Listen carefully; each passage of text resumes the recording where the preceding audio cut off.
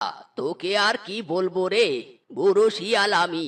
বসে বসে গাভীর দুধ দহন করতেই পারি না, কোমরে খুব ব্যথা।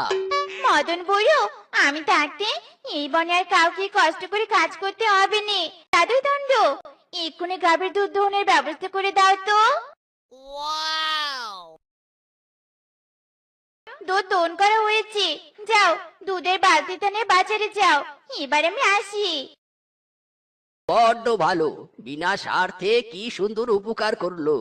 আর পাচ্ছি না গো, আর পাচ্ছি না। রোজ রোজ এতগুলো কাপড় ধোয়া কি সম্ভব নাকি?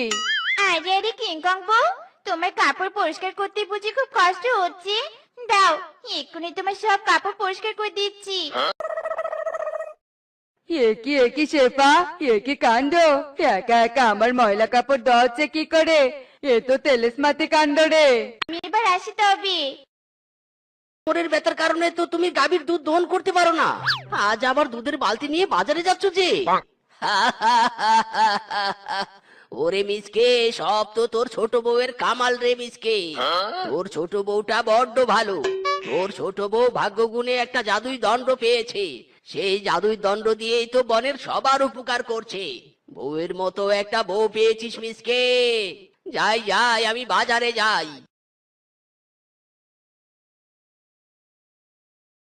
মাইরি, বাবা, ছোট বউ বনের সবার উপকার করছে। মদন পুরো প্রশংসা করে গেল। উফ, ভালোই